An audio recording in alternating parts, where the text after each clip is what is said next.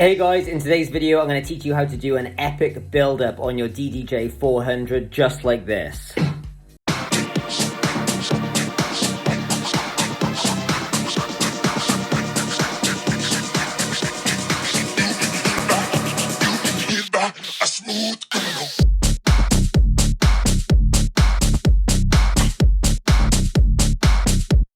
Okay guys, so before we get into this, I just want to say if you are brand new to DJing and you've just picked up your first pair of DDJ 400s and you're interested in learning how to put together a pro level DJ set, you want to go and check out beginnerdjlessons.com. On the website, I've got some free training for brand new DJs. I've also got some courses on there that'll teach you everything you need to know about going out and putting together a pro level DJ set.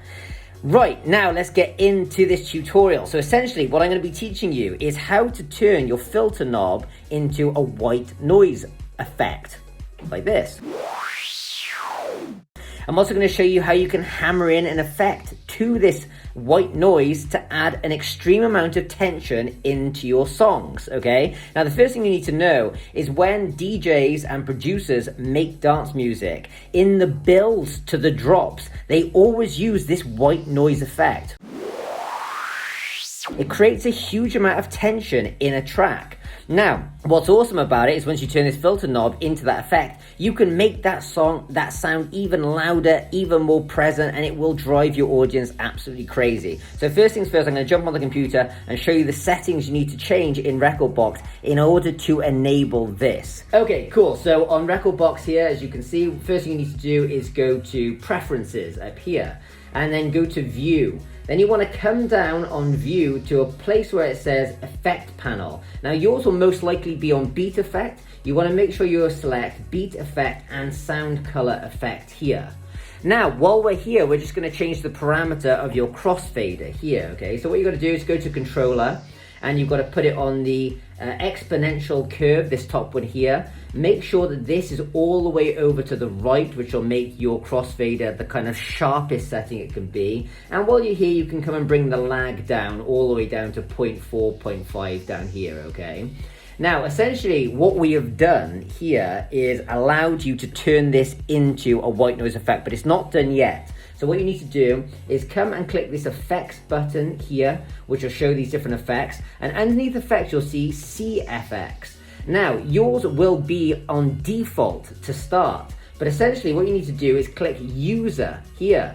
Now, once you click User, you can use this filter knob here to do many different things. One of the things you want it to do, though, in this example, is noise. So you select noise, and as long as it's on User and Noise, now when you turn your filter knob, it will make this white noise. It will no longer do the job it did before, which was filter a track.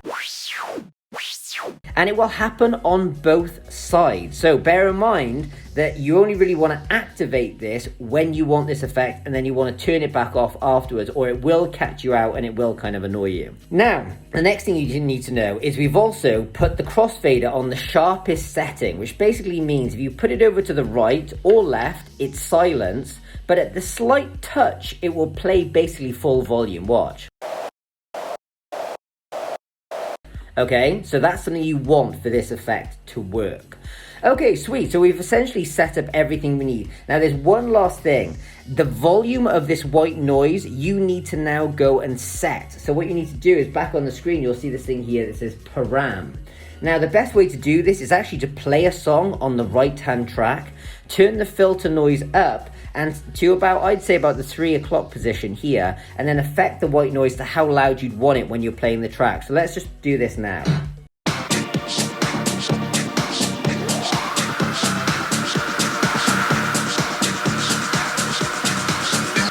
So that's about right there. That's about as loud as we'd want it to be in this example. Now, all that's left is to actually have a bit of fun with this. So the track I'm playing is a remix I've actually done myself. It's a Smooth Criminal by Michael Jackson tech house remix. So if you like this track, I can give you a free download of it. I will leave a link directly below this video. You can go and download this track for free to smash out in your next DJ set if you want. So let's check it out. What you want to do is go to the build of the track, and you've guessed it, you just want to turn this slightly to the right. Now the reason you want to turn it to the right is because the sound will go from low to high. Listen. If you turn it from the right to the left, what will happen is it'll kind of fade down and go muddy. You don't really want the muddy white noise, you want the crisp and high white noise. Listen to it if I go to the left. We don't want it to do that, so always go to the right. Now you can experiment with just adding this in, but really what we want to do is create a bit of a pattern that you'd see James Hype doing, right? This is the guy everybody's seen him do this, and now everybody wants to know how to do it. So essentially this is what we're doing here. Now there's two ways to do it. The first one is to just grab the volume and slam it up and down like this. But remember a second ago, we set the crossfader, so a little tiny tap would turn it on and off.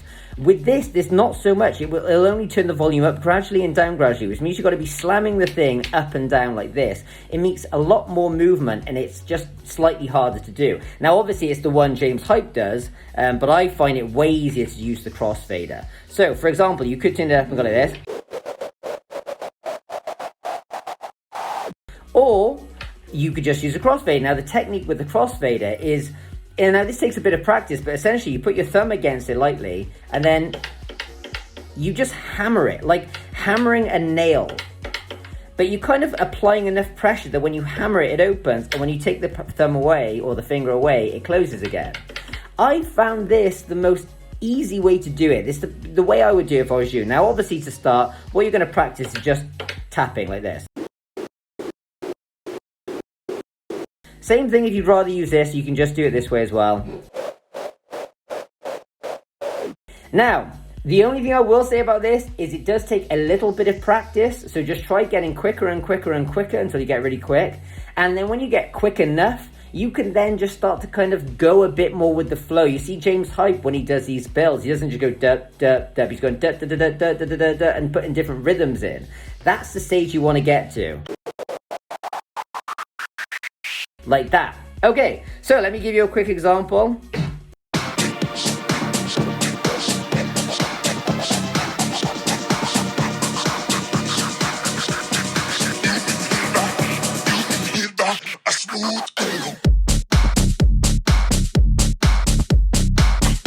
Now, one other thing you'll notice is I built up and up and up and up, and something else James Hype does quite a lot is at the last minute he'll filter back down. So he'll go...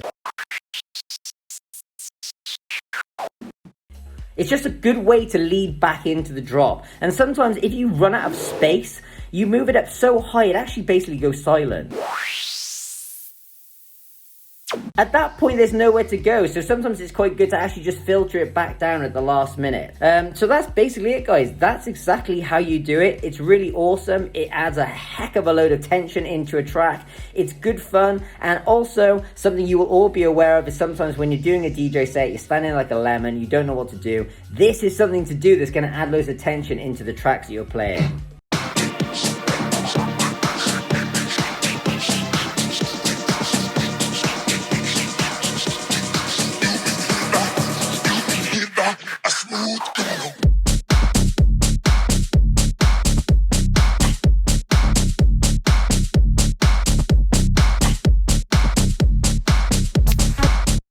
So there you go, guys, that's the end of the video. Hope you enjoyed this filtering effect. If you did, leave a thumbs up, leave a comment, tell me how much I've helped you out. You can go and follow me on Instagram if you want to, where I'm doing daily mashups and mixes on my DJ decks to give you inspiration. If you want to get incredible at your DJ decks, go and check out beginnerdjlessons.com. And also, if you are brand new to DJing on the DDJ 400, why not go and check out this video right here, right now, where I'm going to teach you everything you need to know about getting to grips on these DJ decks. See you in tomorrow's video. Ciao.